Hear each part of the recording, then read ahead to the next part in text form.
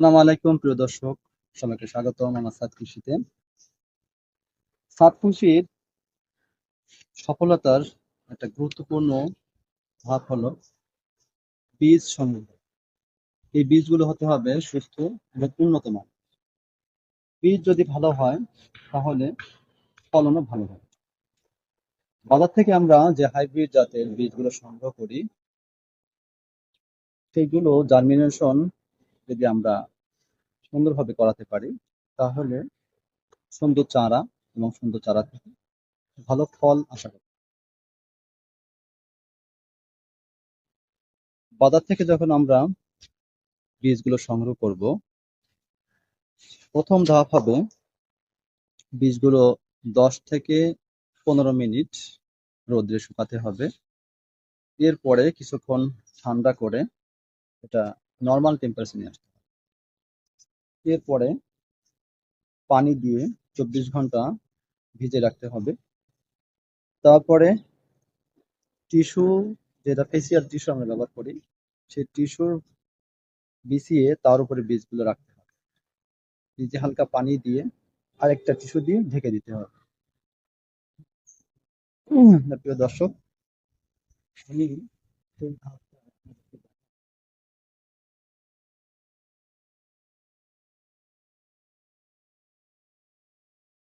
বীজ 24 ঘন্টা ভেজানোর পরে এই যে টিস্যু,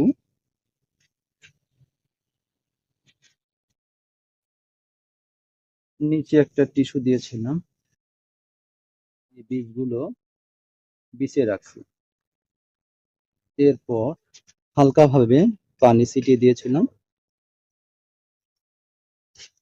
দেওয়ার পরে এই মুখটা এভাবে ঢেকে রাখছিলাম। দেখা যাচ্ছে সকালে দেওয়ার পরে সন্ধ্যার সময় মুখটা খুলে আবার হালকাভাবে পানি ছিটিয়ে দিতে হবে। এভাবে যতদিন না জার্মিনেশন হয় ততদিন এই সুন্দরভাবে আটকে রাখতে হবে, যেন ভেতরে একটু গরম আবহাওয়া থাকে। তা আজকে দেখলাম আমার ম্যাক্সিমাম বীজগুলো জার্মিনেশন হয়ে গেছে।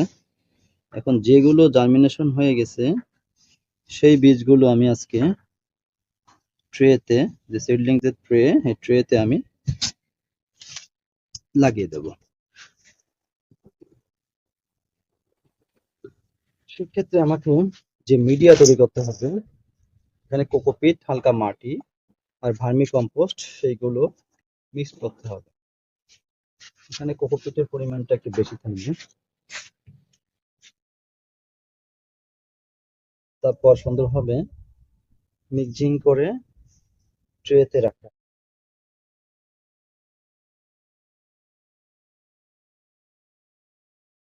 সরাসরি টবে কি পাত্রে, ড্রামে যদি আমরা বীজ লাগিয়ে দিই সেক্ষেত্রে জার্মিনেশন হওয়ার চান্স অনেকটা কমে যায়।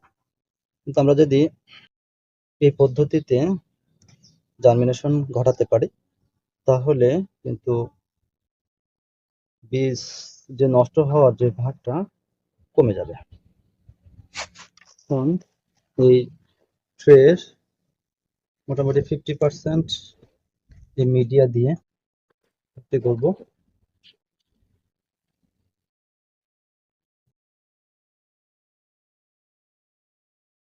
এই ট্রেটা আপনারা ডাক বাংলার যে কালীবাড়ি রোড, বীজের দোকান কিংবা সারের দোকান, সেখান থেকেই সংগ্রহ করতে পারবেন। এই পদ্ধতিটা অনেকটা সহজ এবং এর সাকসেস রেটটা বেশি।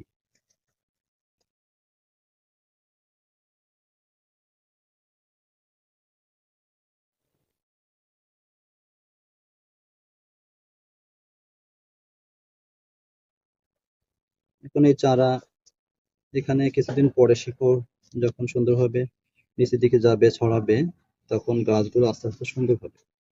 নির্দিষ্ট টাইমে আমরা গাছগুলো যখন এখানে সুন্দরভাবে সেট হয়ে যাবে, সুন্দরভাবে গাছগুলো তৈরি হবে, তখন এখান থেকে টান দিয়ে তুলে সেইগুলো আমরা কাঙ্ক্ষিত যে জায়গা সেই প্লেসে আমরা লাগিয়ে দেব। দেখা যাচ্ছে যে অনেক সময় আমাদের গাছ সুন্দর হয় না, তারপরে ফলও ভালো হয় না। আসলে এটা গুরুত্বপূর্ণ হলো যে প্রথম সুস্থ চারা তৈরি করা। চারাটা যদি সুস্থ হয়, মোটা হয়, তাহলে সেই চারা থেকে ভালো গাছ তৈরি হয়, পরে বড় গাছ হয়। সেখান থেকে আমাদের ফলও কিন্তু এখানে ঝিঙ্গের বীজ যে জার্মিনেশন হয়ে গেছে, এটা হলো শেকড় আর ভেতরে পাতা। এখন এটা আমরা তার নিচের দিকে দেব।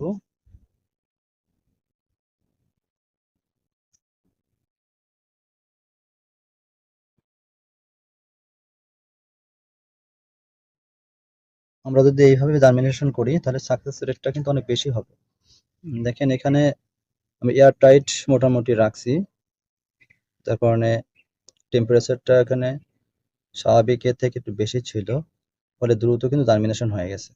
কিন্তু আমরা যখন ড্রামে লাগাবো, যেখানে গাছটা লাগাবো সেইখানে যদি আমরা সরাসরি বীজ লাগাই, সেক্ষেত্রে জার্মিনেশনটাও নাও হতে পারে। কিন্তু এইখানে আমরা জার্মিনেশনটা আগে থেকে করে দিলাম, তাহলে আমাদের যে দামি বীজগুলো নষ্ট হলো না, আর চারাগুলো সুন্দর হবে। বীজগুলো কিন্তু ভালো ব্র্যান্ডের হতে হবে অবশ্যই। যেমন লাল তীর আছে, এসিআই, ব্রাকের কিছু বীজ আছে, তারপর কৃষি বীজ, এই ধরনের ব্র্যান্ডের বীজ আমরা বাজার থেকে কালেকশন করব।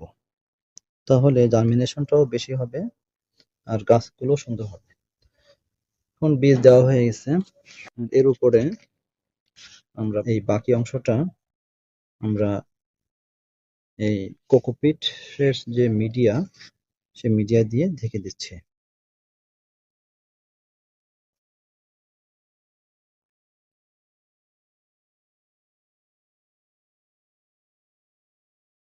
এই কোকোপিটের এই মিডিয়ার একটা সুবিধা হলো যে এখানে খুব দারুণভাবে শিকড়গুলো গজিয়ে যাবে।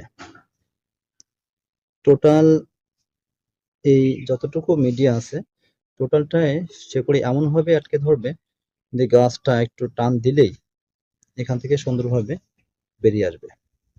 তাহলে শিকড়গুলো ক্ষতিগ্রস্ত হবে না, যার কারণে আমাদের যে গাছের সেটিংটা সুন্দর হয়। এখন নির্দিষ্ট সময় পর পর আমরা কিন্তু এখানে পানি দেবো। যখন দেখবো যে শুকিয়ে যাচ্ছে, তখন এখানে পানি দেবো। আমরা খুব দ্রুত অল্প দিনের ভেতরেই এখান থেকে সুন্দর চারা বের হবে ইনশাআল্লাহ। সেই চারাগুলো আপনারা নিজেরাই যখন করবেন তখন দেখবেন যে কি সুন্দর একটা চারা বের হচ্ছে। তো প্রিয় দর্শক, আপনাদেরকে ট্রেতে বীজ দিয়ে চারা উৎপাদনের যে সিস্টেম, সেটা দেখালাম। আপনারা যারা ছাদ কৃষি করবেন, তারা ঠিক এই সিস্টেমেই চারাগুলো তৈরি করে নেবেন।